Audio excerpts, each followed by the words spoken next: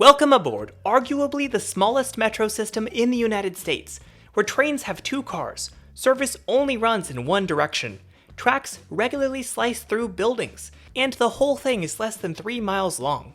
This is the Detroit People Mover, the only piece of a grand regional rail plan to actually be built, and one of the most bizarre urban transit systems in modern America.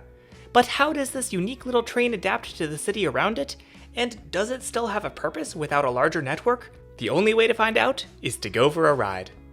The Detroit People Mover is laid out in a 2.9-mile loop through downtown Detroit. The entire system is elevated on a concrete guideway, and there's only one track, so trains always run counterclockwise. If you wanted to go from Millender Center to Financial District, you'd need to go around the entire thing. So I'm hopping off the tunnel bus from Canada at Millender Center to do exactly that. And already you can see, they literally built the building around the concrete viaduct. Like, look up here. It's a train viaduct going right through a building. And they didn't really try to hide it. Like, there's the train, there's the pillar, and then there's literally posters for the flower shop. They're just posted on the support pillar. Taking the elevator up to the Millender Center station, we head to the platform, where a train pulls in almost immediately.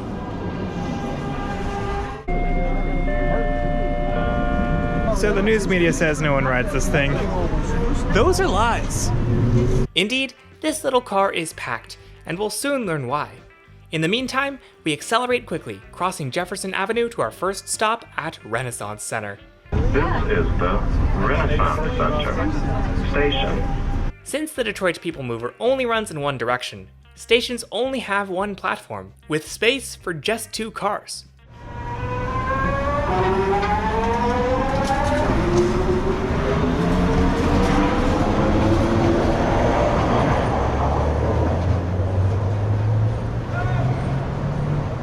So this is Renaissance Center Station, and as I am riding the People Mover, I'm going to be getting off at stations that you guys told me in the comments I should check out for interesting features.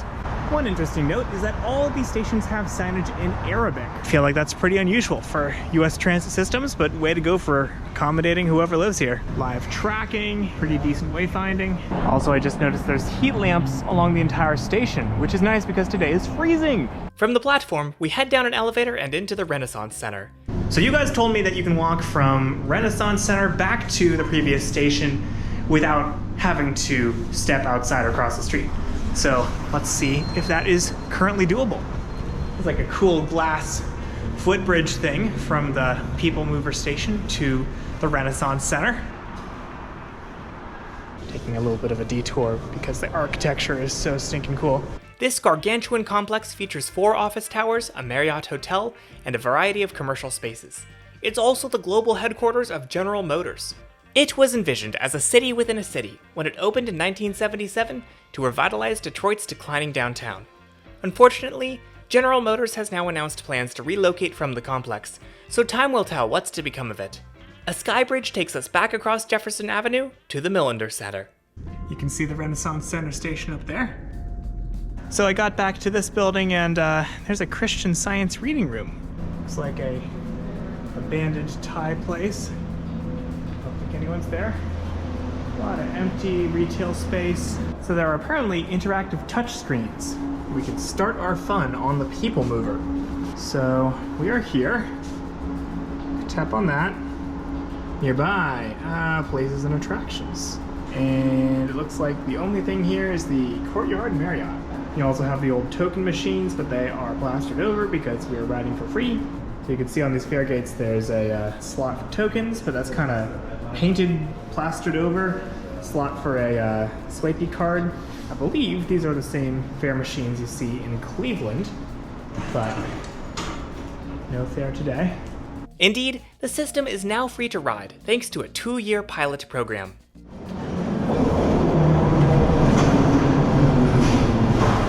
Back on the train, we make a few more stops before reaching Greektown, where most people on the train get off. It's not hard to see why. This station is surrounded by food and drink options, as well as the nearby Hollywood Casino at Greektown. I take a spot at the back as we continue north. The Detroit People Mover uses linear induction motor technology, similar to the JFK AirTrain and the Vancouver SkyTrain.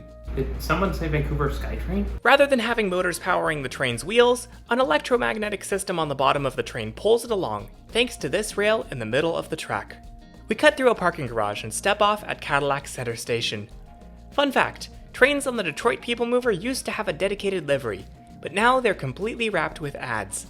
At least only one of the 3 train sets I rode had dots. You know, I've noticed a lot of the stations only have an up escalator. It's almost like, I don't know, running a train only in one direction.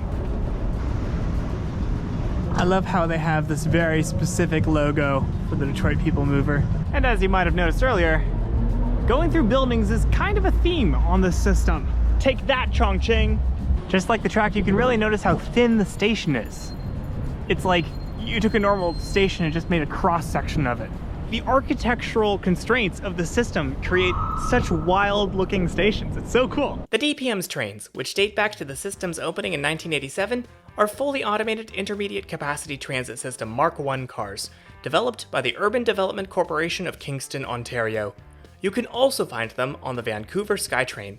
Did someone say Vancouver? And up until 2023, they operated on the Scarborough RT, aka Line 3, in Toronto. Detroit actually plans to replace their entire existing vehicle fleet with cars from the TTC. Let's check out one of these station guides. Hey, each station has a list of featured destinations. I feel like they've really leaned into the whole People Mover as a tourist attraction thing, because fundamentally that's what it's most useful for. There's all kinds of things to do in downtown Detroit, and it links a lot of them. And a lot of people come here for conventions and stuff like that, and it's much more useful for getting from one place to another without an Uber than it is for commuting or regular rapid transit usage. So not too surprised that it's fairly crowded tonight. I feel like if I rode it at midday on a weekday, it probably would not be as packed, which is fairly unusual for a rapid transit system. If you're enjoying this video, be sure to subscribe, and if you're already following, check out my Patreon. My supporters over there get early access to videos and bonus content, and they helped me make this spontaneous trip to Michigan. Back on the train, we take a front view seat to Broadway, which serves Ford Field, home to the Detroit Lions, Comerica Park, home to the Detroit Tigers, and the Detroit Opera House. Now you may be wondering why I called this system a metro, when it's more commonly referred to as a people mover. To that I would say, this exact train technology has been implemented as light metro elsewhere, so I personally consider it in a different class than, say, an airport circulator. At one point in the recent past, there was talk of a people mover extension up Woodward Avenue, and today there are indeed rails on that street, just not people mover ones. We're making a little detour to ride the QLine, a modern streetcar that opened in 2017, which runs 3.3 miles from downtown Detroit to the city's Amtrak station and Grand Boulevard. Here is the streetcar shelter. There's a ticket machine, which is completely derelict because the system, like the People Mover, is free. There's a destination sign, due in 10 minutes. Generous donation from Chevrolet. Push this button for the heat lamp. Now you'll notice the QLine has no overhead wires. That's because the streetcars are equipped with onboard batteries, sort of like the First Hill streetcar in Seattle. And over here, they just run on their own power. The QLine runs a much more useful transit service than the People Mover, connecting multiple urban neighborhoods and destinations, but to be honest, it doesn't have the same fun factor. Case in point, the People Mover flies over the intersection, while a northbound streetcar arrives only to be stuck behind a police car pulling someone over. A few minutes later, a southbound car arrives, and we roll into downtown, as a man likely abusing substances sings loudly and very off-key. The next stop is Campus Martius. We step off one stop later at Campus Martius, named after the city park it serves. The QLine itself is named after Quicken Loans, now known as Rocket Mortgage. So the reason I took a little bit of a detour on the streetcar was because I wanted to show you guys this. This is a restaurant called American Coney Island, and right next to it is a restaurant called Lafayette Coney Island. They are completely separate restaurants that sell pretty much the exact same thing. How did they get to be right next to each other? It's a funny story. These two rival restaurants were opened over 100 years ago by a pair of Greek brothers, with American opening first. They serve Coney Island hot dogs, named after Coney Island, where many Greek immigrants in the early 1900s made some of their first American memories. Now, I would be trying hot dogs from both of them, but Lafayette is currently closed due to a rat infestation. American insists that they do not have any rats of their own, so I'm gonna go try them. Right now you're looking at the menu shot. All right. Looks like a hot dog with chili and onions and mustard. Well, that was incredibly delicious. I know people here in Detroit are fiercely loyal to one Coney or the other, but I am an official American Coney Island fan. Since the Detroit People Mover is simply a loop with no branches, equipment for the line is stored in Times Square Station, which, besides its normal platform, features a second track and garage to store trains. This station is also adjacent to the magnificent Rosa Parks Transit Center. So why did Detroit build this tiny metro system? Well, in the early 1970s, Detroit was studying the feasibility of a high-capacity rail system for the region, which might have involved automated people movers in downtown and a few other locations in the region, to serve as a first or last mile solution. In 1975, the Urban Mass Transportation Administration launched the Downtown People Mover program to help fund automated urban transit systems, such as the existing Morgantown PRT. This led to the creation of the rubber-tired Miami Metro Mover, the Jacksonville Skyway Monorail, and the steel-wheeled Detroit People Mover. While a larger metro or light rail system for the city was planned to accompany the People Mover, for which it would serve as a downtown distributor, political squabbling held it back and funding was eventually pulled, leaving only the People Mover to be constructed, opening in 1987. We arrive in the Huntington Place Convention Center, where the station is fully enclosed by the building. The station actually predates this portion of the building, which was constructed around it. A mural here celebrates Detroit's history of automobile manufacturing. So this is the convention center. It appears to be a very popular stop. This place is massive. The hallway seems to stretch for quite a ways. I'm not going to explore it too much because I don't want to get yelled at. Oh wow, they actually have all the schedules and stuff in Arabic. It turns out there's actually a car convention going on in Detroit this weekend, as one of my fellow riders shows me on his phone.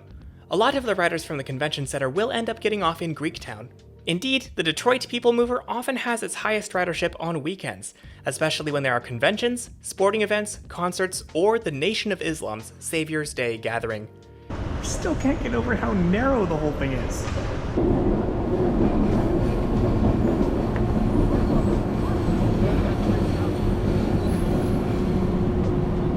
Also note how there are LED lights illuminating all of these columns. Super cool.